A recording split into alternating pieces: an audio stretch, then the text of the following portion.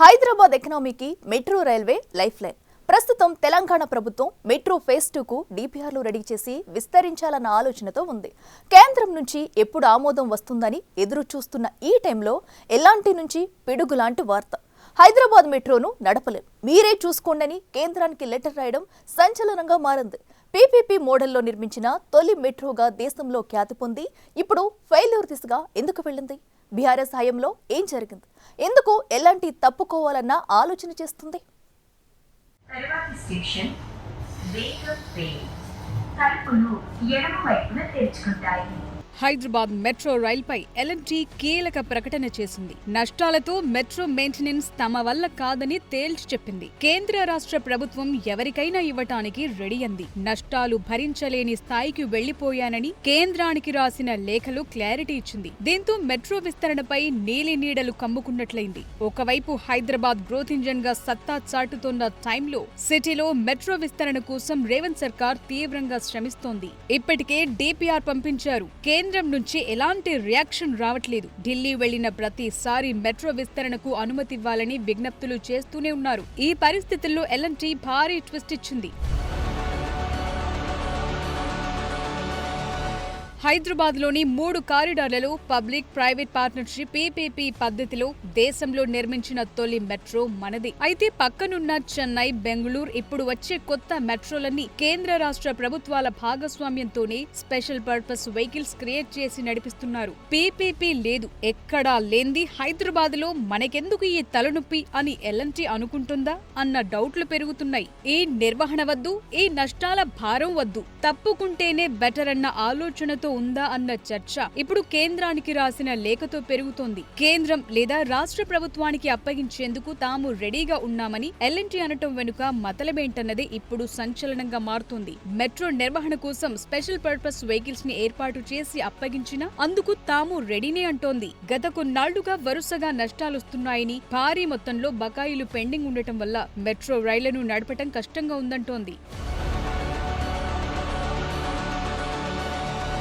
Hyderabad metro మొదటి దశ 2017లో ప్రారంభమైంది. 69 కిలోమీటర్ల పొడవైన ఈ మెట్రో మార్గాన్ని సుమారు 22,000 కోట్ల రూపాయలతో నిర్మించారు. మొదటి కారిడార్ పూర్తయినప్పటికీ ప్రభుత్వం నుంచి ఎల్ఎన్టీకి 3,756 కోట్ల రాయితీ బకాయిలను చెల్లించాల్సి ఉంది. అవి 2020 నాటికి 5,000 కోట్లకు చేరింది.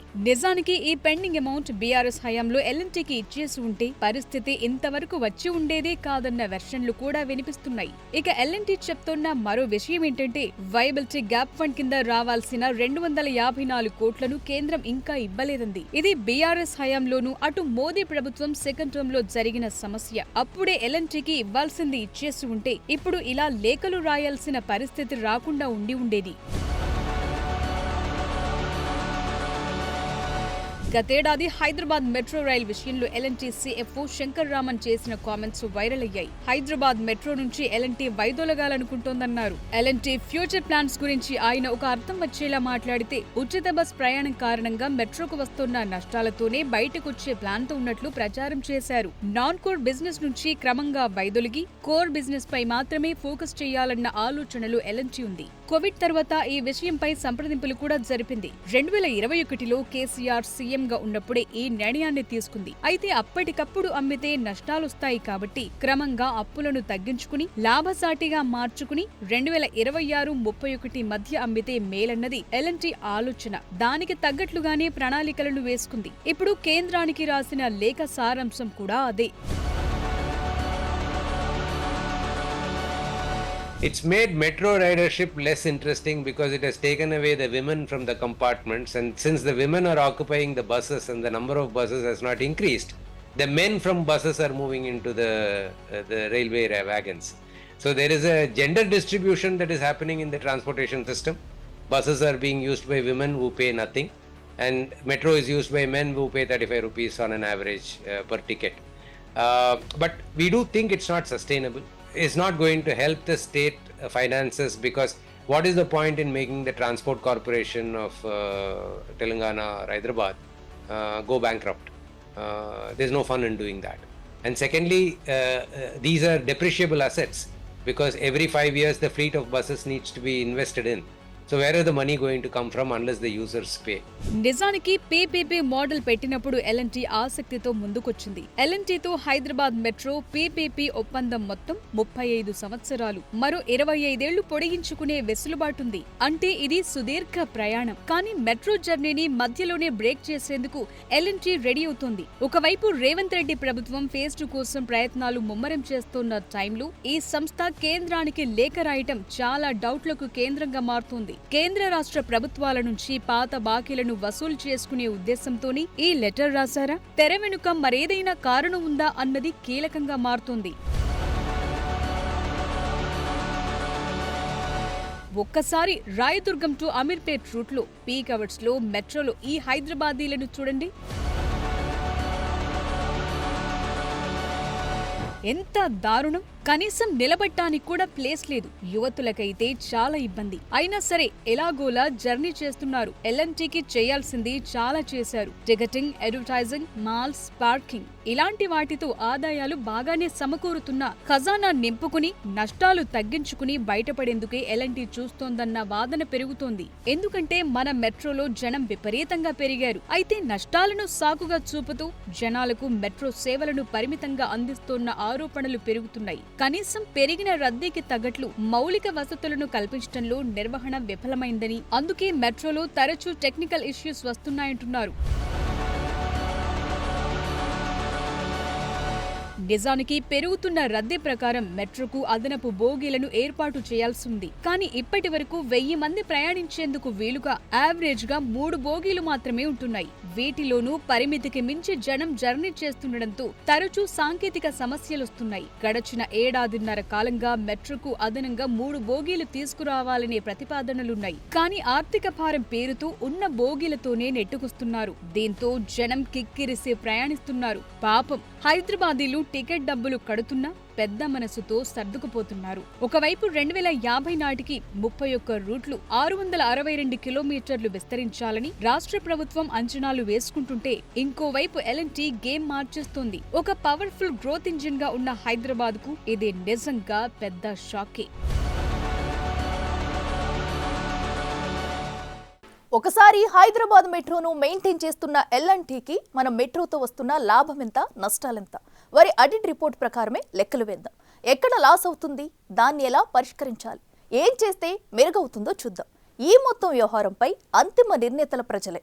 55 ఏళ్ల సుదీర్ఘ బంధంతో పీపీపీ మోడల్లో అడుగుపెట్టిన ఎల్ఎన్టీ హైదరాబాద్ మెట్రోను పట్టాలెక్కించి ఇప్పుడు తప్పుకుంటాం, నడవట్లేదు, కుదరట్లేదు అనడం కరెక్టా అన్న ప్రశ్నలు వస్తున్నాయి.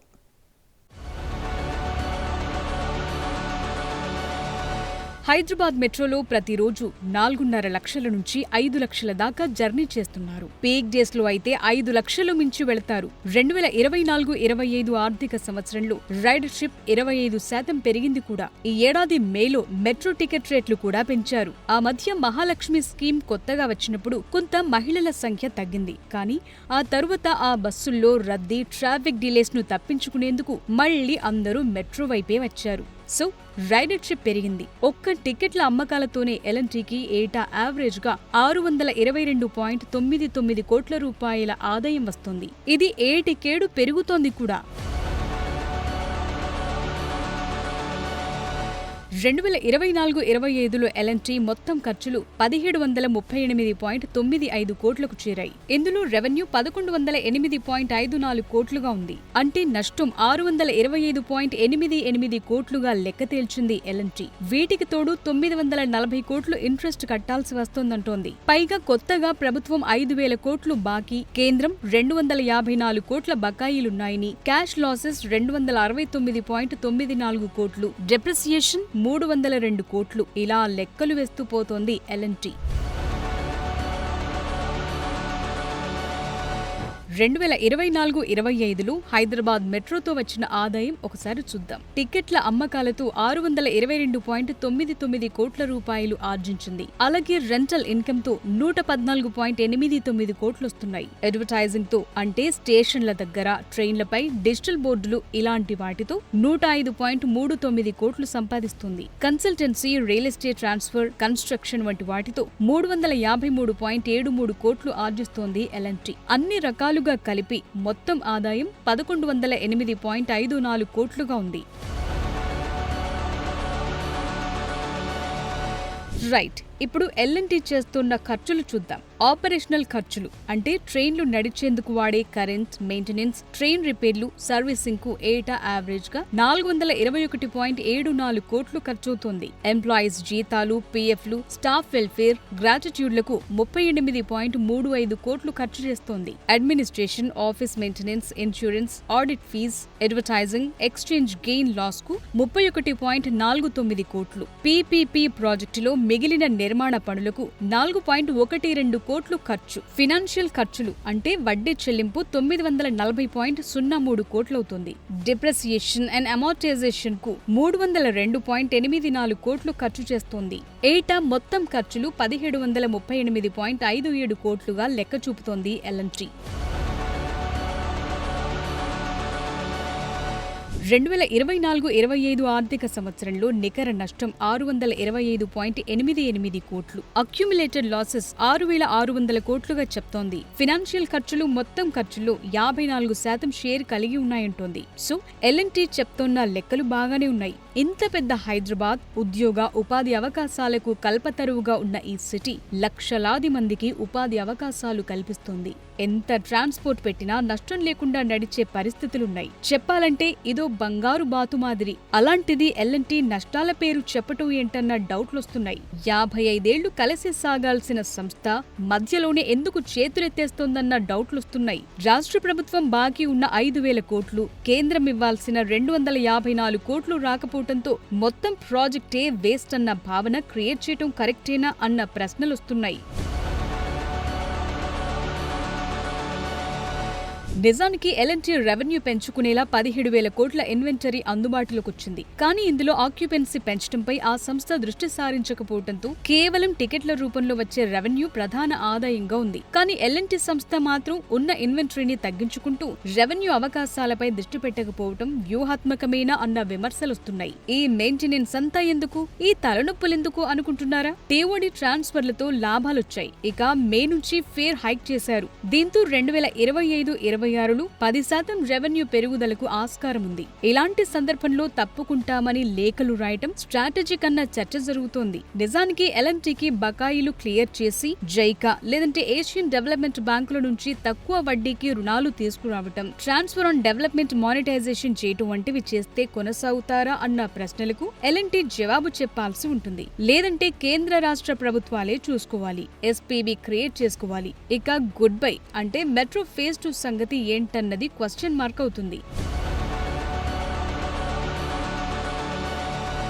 లక్నోలో రోజు 1,50,000 మాత్రమే మెట్రో ప్రయాణికులుంటున్నారు. అలాంటి చోట కేంద్రం ఓకే చెప్తోంది. అదే మన దగ్గర రోజు 5 లక్షల దాకా ప్రయాణికులు ఉంటున్నా కొత్త లైన్ కు గ్రీన్ సిగ్నల్ ఇవ్వటం లేదు. ఇప్పుడు మెట్రో ఫేజ్ 2 కూడా కేంద్ర రాష్ట్రాలు తలా కొంత ఖర్చు భరించటం, ఇతర మార్గాల ద్వారా రుణాలు తీసుకుని చేపట్టాల్సి ఉంటుంది. ఫిజిబిలిటీ లేదన్న కారణాన్ని కేంద్రం చూపుతూ వస్తోంది. నిజానికి మెట్రో ఫేజ్ 2 నిర్మాణం హైదరాబాద్ కు చాలా చాలా ఇంపార్టెంట్. ఇందులో భాగంగా ఫేజ్ 2A 76.4 కిలోమీటర్ల పొడవున్న 5 కారిడార్లకు సంబంధించిన డిపిఆర్లు గతేడాది నవంబర్ 4న కేంద్ర పట్టణాభివృద్ధి మంత్రిత్వ శాఖకు తెలంగాణ ప్రభుత్వం సమర్పించింది. అలాగే ఫేజ్ 2B కింద 86.1 కిలోమీటర్ పొడవున్న 3 కారిడార్లకు సంబంధించిన డిపిఆర్లు ఈ ఏడాది జూన్ 22న కేంద్ర ప్రభుత్వానికి సమర్పించారు. బెంగళూరులో కిలోమీటర్కు 373 నుంచి 569 కోట్లు కోట్ చేస్తే చెన్నైలో కిలోమీటర్ మెట్రో నిర్మాణానికి ఏకంగా 619 నుంచి 756 కోట్ల రూపాయలు, ముంబైలో 543 నుంచి 1492 కోట్ల రూపాయలు కోట్ చేశారు. మన దగ్గర మాత్రం ఫేజ్ 2A కిలోమీటర్కు 318 కోట్ల రూపాయలు, ఫేజ్ 2Bలో 227.39 కోట్ల అంచనా వేశారు. మిగతా నగరాలతో పోలిస్తే కిలోమీటర్కు చాలా తక్కువ ఖర్చుతోనే మెట్రో లైన్ నిర్మాణానికి కోట్ చేశారు. అయినా సరే ముందడుగు పడట్లేదు. ఇంతలోనే ఎల్ఎన్టీ ఇలా షాక్ ఇచ్చింది. దీన్ని తెలంగాణ ప్రభుత్వం ఎలా డీల్ చేస్తుందో చూడాలి.